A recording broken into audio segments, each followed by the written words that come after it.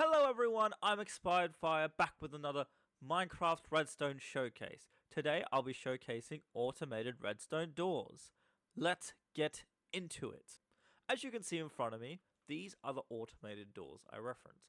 Now the way I'm going to break this up is first I'll show you what the final object looks like at the start. Just show you what we're doing. And then behind this wall, I'll show you the outlay of it. And then I'll show you a very basic construction of it to make it a bit easier. This is for people who are just coming into Redstone. So if you messed around with Redstone, you don't need to see the next part of the video. But I'll show you this part. Let's go to it. I'm not gonna creep up to the door. So you go on the pressure plates like this. Ba ba ba ba boom. Now let me show you how this works. As you can see, the initial source starts at this pressure plate here. Once this pressure plate is stepped on, it will instigate a source, triggering this effect. It goes through the bottom, all the way to this repeater, and the reason why we put repeaters early on is to continue the strengthened source. We put the repeater there, going into this source block, turning that light off, turning that light on, to turn that source block off, to turn that light off, to then turn that source block off. This creates the door, the automated door. Now, this is very good for like custom maps you might have, or you just want a different kind of looking door. Boom, boom, boom, boom, boom, boom, boom, boom.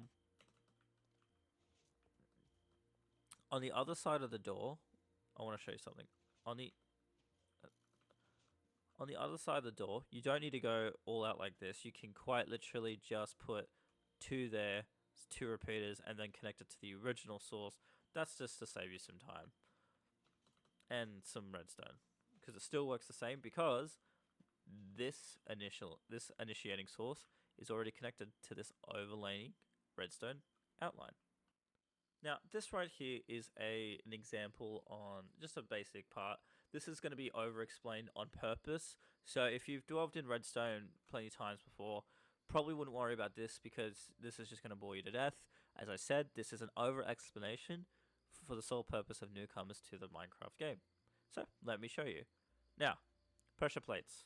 Quite literally, as stated, you put pressure on it, it activates an initial redstone output.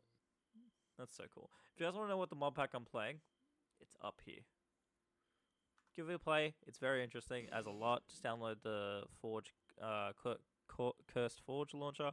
I don't work with them or anything like that. I'm not paid to say it. I just generally like it. So please feel free to check it out.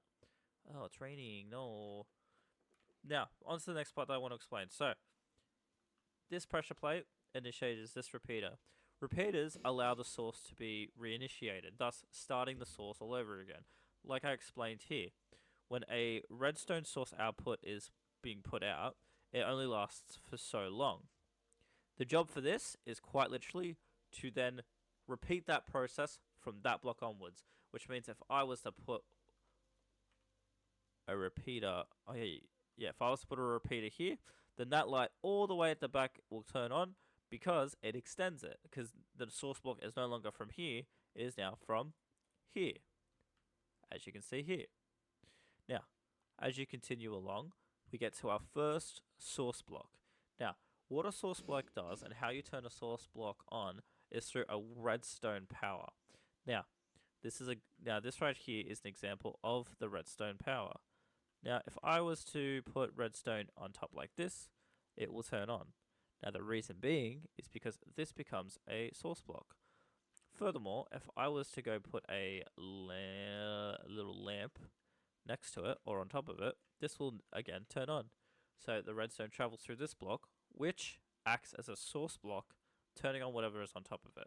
And the good thing with lights is you can go all the way around, make it look super cool. But that's how a source block works. So the way this will work here is you turn on the redstone, which repeats the cycle all the way to this source block here. The power from this redstone repeater gets pushed into this source block, which turns off that light. Now the way this works is if a source block is against another source block, it counters it out. So what that means is because this is on, then the next source block that I want to put in then turns it off, which means any source block that that block wants to turn on won't turn on because the original source block is turned off.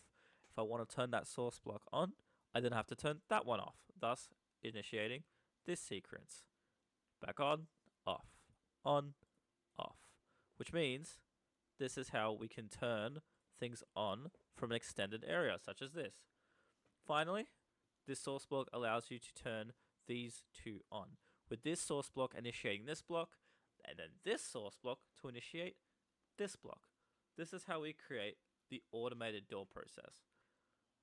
Well, everyone, I hope you enjoyed the video today. If you liked the video, please like and subscribe. I'll be making more Redstone videos, Let's Plays, and mod showcases, but we might be doing something new. We don't know. Could be another Call of Duty Zombies. Could be Call of Duty itself. You'll never know what is happening with this channel. Have a good one. Bye.